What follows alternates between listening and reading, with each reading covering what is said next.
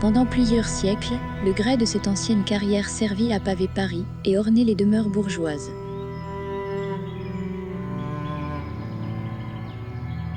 Le grès, roche sédimentaire mystérieuse, est encore visible sous la forme d'un petit plateau rocheux, appelé platière. Elle fut abandonnée par ses exploitants au milieu du XXe siècle.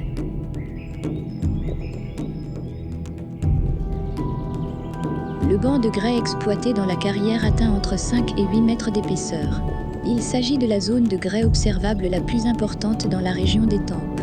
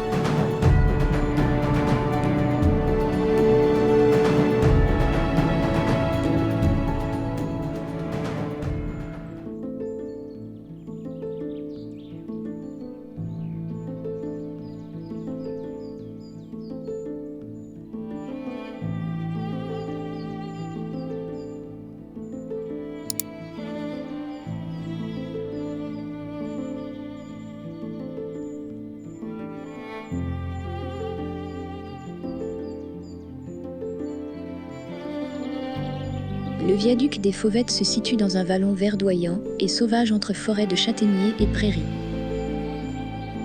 Il s'agit d'un viaduc ferroviaire désaffecté depuis la guerre de 1939 à 1945.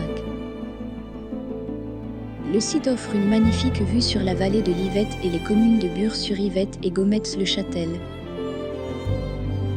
D'une longueur de 221 mètres, il culmine en fond de vallée à 34 mètres de hauteur. Ce pont est construit en 1913 pour permettre la liaison ferroviaire entre Paris et Chartres par Gallardeau. Après une découverte et un défrichage par les locaux, puis une interdiction qui aura duré de nombreuses années, le viaduc fut inauguré en octobre 2004 après une rénovation de la voûte et le placement de barrières de chaque côté. Aujourd'hui, les randonneurs, les passionnés d'escalade et les cyclistes qui suivent la Vélocénie déambulent sur ce pont ferroviaire désaffecté.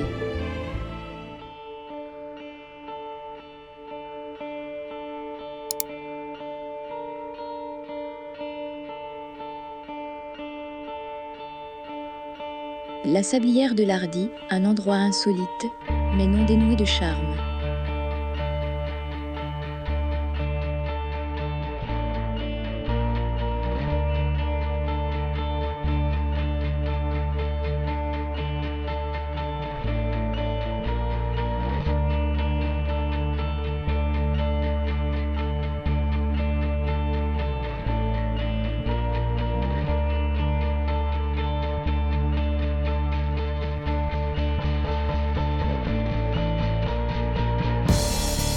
Ce lieu ne vous rappelle pas quelque chose ?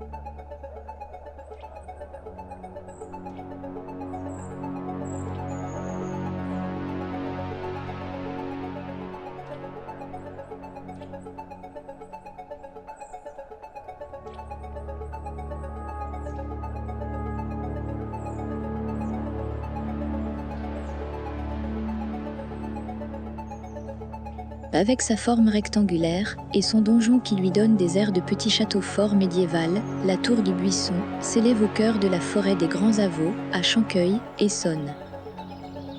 Ouverte en permanence, elle comprend une tourelle, un rez-de-chaussée et un premier étage, dont la terrasse offre une vue imprenable.